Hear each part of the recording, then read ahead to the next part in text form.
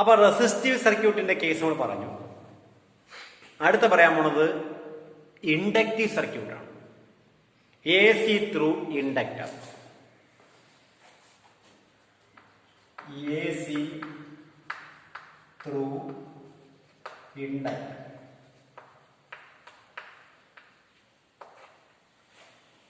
Inductive circuit. അപ്പൊ സർക്യൂട്ടിനകത്ത് ആര് മാത്രമേ കാണുള്ളൂ? ഇൻഡക്ടർ മാത്രമേ ഉള്ളൂ. ഇൻഡക്ടർ മാത്രമേ ഉള്ളൂ. അതാണ് ഇൻഡക്റ്റീവ് സർക്യൂട്ട്. എന്താ ഇൻഡക്ടർ? കറണ്ടിനുണ്ടാകുന്ന ഏതൊരു ചേഞ്ചിനെയും ഒപ്പോസ് ചെയ്യുന്ന, കറണ്ടിനുണ്ടാകുന്ന ചേഞ്ചിനെ, പ്രത്യേക കറണ്ടിനെ അല്ല, കറണ്ടിന്റെ ചേഞ്ചിനെ ഒപ്പോസ് ചെയ്യുന്ന സംവിധാനങ്ങളെ വിളിക്കുന്ന പേരാണ് ഇൻഡക്ടർ എന്ന് വിളിക്കുന്നത്. കമ്പിച്ചു. അപ്പൊ ഇൻഡക്ടർ കണക്ട് ചെയ്യണം. ഞാനൊരു സർക്യൂട്ട് സങ്കല്പിക്കുന്നു. ഒരു ഇൻഡക്ടർ. ഈ ഇൻഡക്ടറിനെ ഒരു എ സി സോഴ്സുമായിട്ട് കണക്ട് ചെയ്യുന്നു. A C source. ആ എ സി സോഴ്സിന്റെ E M F E0 sine omega T. E0 sine omega T. അപ്പൊ പാസ് ചെയ്യുന്ന ഇൻസ്റ്റന്റേനിയസ് കറണ്ട് ഞാൻ ഐ സങ്കല്പിക്കുക. ഐ. ആ കറണ്ടിന്റെ ഇക്വേഷൻ നമുക്ക് വേണ്ടത്. ശ്രദ്ധിച്ചിരിക്കണം, ശ്രദ്ധിച്ച് കേൾക്കണം. കാരണം ഇത് ഇത്തിരി നല്ല ഒരു ടൈപ്പാണ്. അതായത് ഇത്തിരി ഡെറിവേഷൻ ഒക്കെ വരുന്നതാണ്. അപ്പൊ എൽ എന്ന് പറയുന്ന ഇൻഡക്ടർ. അപ്പൊ എന്തായാലും എ സി കറണ്ട് ഇൻഡക്ടർ വഴി കടന്നുപോയാൽ അതിനകത്തൊരു ഇൻഡ്യൂസ്ഡ് ഇ എം എഫ് ഉണ്ടാകുമെന്ന് പഠിച്ചിട്ടുണ്ട്. സെൽഫ് ഇൻഡക്ഷൻ അല്ലേ?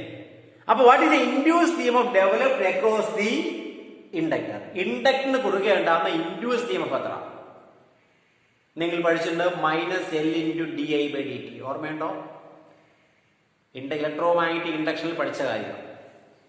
അപ്പോ പി ഡി അക്രോസ് ഇൻഡക്ടർ എടുത്തു കഴിഞ്ഞാൽ PD അക്രോസ് ഇൻഡക്ടർ എടുത്തു കഴിഞ്ഞാൽ ഈക്വൽ ടു -L/di/dt ആണ്.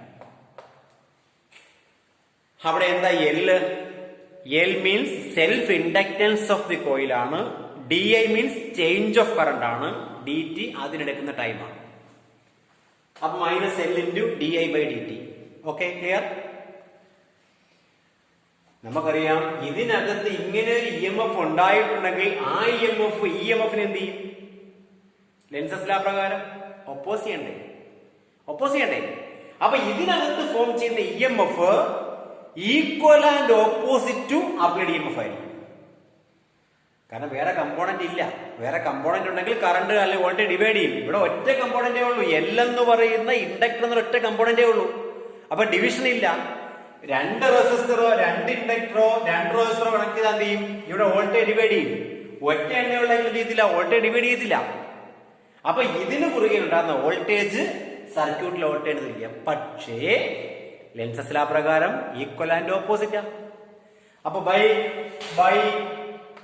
Lenses law -L/di/dt equal to -E0 sine omega t. Minus ഒരാളുടെ കാരണം ഒപ്പോസ് ചെയ്യുന്നു കാണിക്കാൻ വേണ്ടി മൈനസ് വന്നേക്കുന്നു. അപ്പൊ ഒരു മൈനസ് ക്യാൻസൽ ആയി പോയില്ലേ?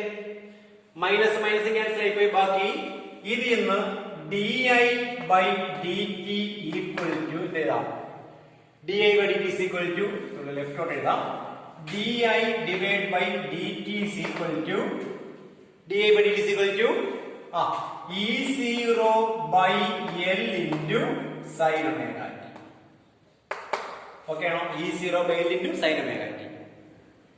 ഇതിൽ നിന്ന് di equal to di is equal to E0 sin omega t dt/L എന്ന് എഴുതാം. DI means small change in current ആണ് DI എന്ന് പറയുന്നത്. അപ്പൊ DI is equal to E0/L sin omega t dt എന്ന് എഴുതാം. ക്ലിയർ ആയോ? DI കിട്ടിക്കഴിഞ്ഞാൽ, small change in current DI കിട്ടിയാൽ അതിന് കറണ്ട് I എങ്ങനെ കണ്ടുപിടിക്കും? DI കിട്ടിയാൽ I എങ്ങനെ കണ്ടുപിടിക്കും? DI അങ്ങ് കളഞ്ഞാൽ പോരെ? നിങ്ങൾ ചിന്തിച്ചു കളയത്. നിങ്ങൾ അങ്ങനെ ചിന്തിക്കും. DIയില് ഡി ഐ ഇന്ന് നെറ്റ് കറണ്ട് ആയി കണ്ടുപിടിക്കണമെങ്കിൽ എന്ത് ചെയ്താൽ മതി? ഇന്റഗ്രേറ്റ് ചെയ്യുക. എടാ എക്സിന്റെ ഡിഫറൻഷ്യലാണ് ഡി എക്സ് ആണല്ലോ. അപ്പൊ ഡി എക്സിന്റെ ഇന്റഗ്രലോ എക്സ് അല്ലേ. ഐയുടെ ഡിഫറൻഷ്യലാണ് ഡി ഐ. അപ്പൊ ഡി ഐയുടെ ഇന്റഗ്രൽ ഐ. എനിക്ക് വേണ്ടത് ഐ അല്ലേ. അപ്പൊ I is equal to I is therefore I is equal to integral E0 by L into sin omega t dt.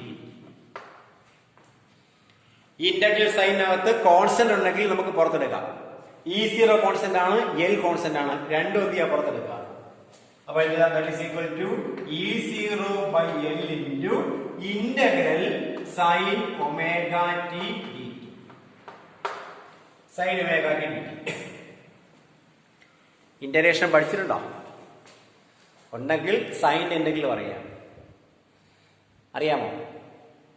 Integral of sine theta എന്ന് പറയുന്നത്, integral of sine theta D theta എന്ന് പറയുന്നത് minus cos തീറ്റയാണ്. സൈനിന്റെ integral minus cos ആണ്. അപ്പോ integral of sine k theta എന്ന് പറയുകയാണെങ്കിലോ, k theta വരികയാണെങ്കിൽ answer minus cos k theta by d differential of k theta d by d theta of k theta. അങ്ങനെയാണ് ചെയ്യുന്നത്. ഇന്റഗ്രേഷൻ നടത്തുമ്പോ ഇവിടെ സൈനോട് കൂടി വേറെ ഏതെങ്കിലും കോൺസ്റ്റന്റ് വരികയാണെങ്കിൽ അതിന്റെ ഡിഫറൻഷ്യൽ എടുത്ത് ഡിവൈഡ് ചെയ്യണം. ഡിഫറൻസിയേഷനിൽ എടുത്ത് ഇൻറ്റു ചെയ്യണം ചെയ്യുന്നത്. D by d x of sine k theta, d by d x of എങ്ങനെയാണ് d by d theta of sine k theta എങ്ങനെ എഴുതുന്നത്? Equal to cos k theta into d by d theta of k theta. ഡിഫറൻസിയേഷനിൽ നമ്മൾ multiply ചെയ്യുന്നെങ്കിൽ ഇന്റഗ്രേഷനിൽ divide ചെയ്യണം. Okay, clear ആയോ? അപ്പോ അങ്ങനെയാണെങ്കിൽ integral of sine omega t d t എങ്ങനെ എഴുതാം? Equal to minus cos omega t divide by D T of omega T. d by dt of omega t, derivative of omega t, d by dt of omega t എടുത്താൽ omega constant omega into d by dt of t, dt by dt ഒന്നായി ബാക്കി omega. So by omega. അപ്പോൾ differential of integral of sin omega t dt is equal to integral of sin omega t dt is equal to minus cos omega t by omega. That is equal to E0 by L into minus cos omega t by omega. Clear ayo? E0 by L into minus cos omega t by omega. That is equal to minus E0 by L omega into cos omega t എന്ന് കിട്ടി. ഇത്രയും clear ആയോ? Current indication clear ആയോ? E0 by minus E0 by L omega into cos omega t എന്ന് കിട്ടി. ഇത്രയും സംശയമില്ലല്ലോ, ഉണ്ടോ? അപ്പോൾ നമ്മൾ ഒന്നുകൂടെ പറയുന്നു, ഇൻഡക്ടറിന് കുറുകെ ഉണ്ടായിരിക്കുന്ന voltage drop L into di by dt ആണ്. ആ L into di by dt എന്ന് പറയുന്ന വോൾട്ടേജ് ആർക്ക് തുല്യം? E0 sin omega t ക്ക് തുല്യം. ഇവിടെ മൈനസ് വരും, ഇവിടെ മൈനസ് വരും. കാരണം ഫോം ചെയ്യുന്നത് minus L into di by dt ആണ്. ആ E M F equal and opposite to applied E M F ആണ്. അപ്ലൈഡ് ഇ എം എഫിന് ഈക്വലുമാണ് ഓപ്പോസിറ്റുമാണ്. അപ്പോ E0 sin omega t is equal to minus L into di by dt equate ചെയ്യുന്നു. അതിൽ നിന്ന് di by dt എടുക്കുക, അതിൽ നിന്ന് di എടുക്കുക, ആ di ഇന്റഗ്രേറ്റ് ചെയ്ത് I കണ്ടുപിടിക്കുക. ഇത്രയും ക്ലിയർ ആയല്ലോ? സംശയമില്ലല്ലോ? ശരി, അങ്ങനെയാണെങ്കിൽ നമുക്ക് നമ്മുടെ ഇക്വേഷനിൽ വരേണ്ടത് സൈൻ ആണോ കോസ് ആണോ? നമ്മുടെ ഇക്വേഷനിൽ കറണ്ടിന്റെ ഇക്വേഷൻ വരേണ്ടത് സൈൻ ഫംഗ്ഷനിലാണോ കോസ് ഫംഗ്ഷനിലാണോ? ജനറൽ ഇക്വേഷൻ അറിയിക്കുക. E0 sin omega t applied voltage current I0 sign omega T അല്ലേ, സൈൻ ഫംഗ്ഷനിൽ വരട്ടെ. ഇവിടെ കോസ് അല്ലേ വന്നേക്കുന്ന, അപ്പൊ കോസിനെ നമ്മൾ സൈനിലോട്ട് മാറ്റാൻ പോകണം. കോസിനെ നമ്മൾ സൈനിലോട്ട് മാറ്റാൻ പോകണം. Cos theta is equal to, ഇങ്ങനെ പഠിച്ചിട്ടുണ്ട്, cos theta is equal to sine 90 minus theta പഠിച്ചിട്ടുണ്ടോ? Sine 90 minus theta cos theta ആണല്ലോ. അങ്ങനെയാണെങ്കിൽ cos omega t is equal to എഴുതാം. Cos omega t is equal to sine 90 minus omega t എന്നതിൽ കൂടെ step നിങ്ങൾ കൂടെ എഴുതിക്കൊള്ളാം, എഴുതി വെച്ചോളാം. കാരണം ഡെറിവേഷനിൽ സ്റ്റെപ്പ് കാണത്തില്ല. അപ്പൊ cos omega t is equal to sine 90 minus omega t. ഇത്രയും ക്ലിയർ ആയോ? ഓക്കെ ആണല്ലോ. ഇനി പറയാം, that is cos omega t is equal to sine 90ക്ക് പകരം π/2 മൈനസ് ഒമേഗ ടി. ഇത് ഞാൻ കുഴപ്പമുണ്ടോ? 90ക്ക് പകരം π/2 മൈനസ് ഒമേഗ ടി. ഓക്കെ. അടുത്തത് ഇതിനെ ഞാൻ തിരിച്ചിടാൻ പോവാണ്. A minus B is equal to minus of B minus A. അറിയാലോ, എ മൈനസ് ബി എന്ന് പറയുന്നത് minus of B minus A അല്ലേ. അങ്ങനെയാണെങ്കിൽ π/2 മൈനസ് ഒമേഗ ടിയെ minus of omega t minus π/2 എന്ന് എഴുതി കൂടെ. അപ്പൊ ഈക്വൽ ടു സൈൻ എഴുതാം, sine minus of omega t minus π/2. Clear? A minus B equal to minus of B minus A.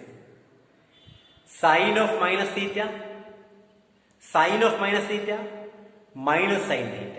അപ്പൊ equal to എന്താണ്? Equal to minus sine omega t minus π/2 എന്നാണ്. അപ്പൊ cos omega t is equal to എന്ത് കിട്ടി? Cos omega t is equal to minus sine omega t minus π/2 എന്ന് കിട്ടിയോ? ഇത്രയും clear ആയോ? സംശയമില്ല?